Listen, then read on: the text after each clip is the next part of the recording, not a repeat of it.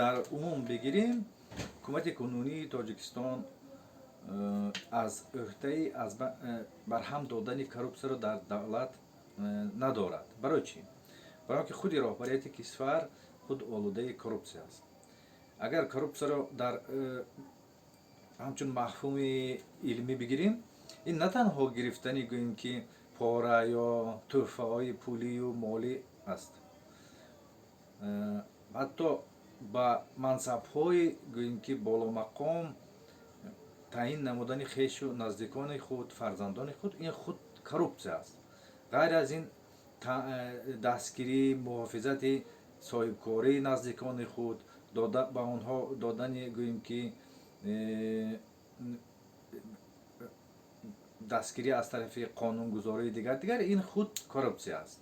Барои ҳамин вақте худи роҳбарияти кишвар олудаи коррупсия аст, барҳам додани коррупсия амри маҳол аст. Барои ҳамин ман фикр мекунам ки маслиҳат додан ё ки ягон пешниҳоде кардан ба ин ҳукумат оиди аз байн бурдани коррупсия ягон фоидае надорад. Яъне вақте ин ҳукумат ҳаст, коррупсия боқӣ мемонад ва аз байн ҳеҷ гоҳ намеравад.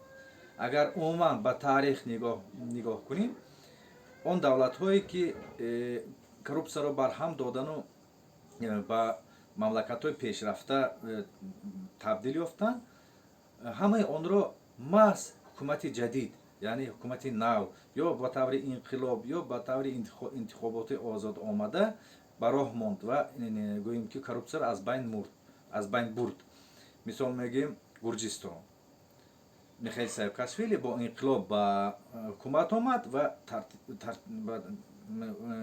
мамлакатро ки тамоман олудаи фасод дар ҳамаи сатҳҳо буд,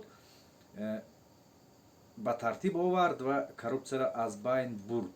Ё гӯем ки Ли Куан Ю ки Сингапурро ба яке аз мамлакатҳои пешрафтаи ҷаҳон табдил ёфт, маҳз ҳукумати бо роҳбарияти ҳукумати ҷадид ба кор машғул шуд ва гӯем ки коррупсияро аз байн бурд.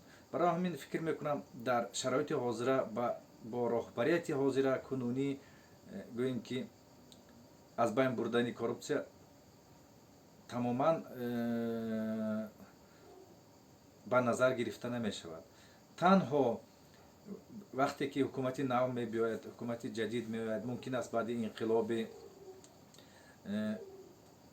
мардум ё гӯем ки баъди интихоботи ҳамин ки ба моҳи октябр таъин шуд, ки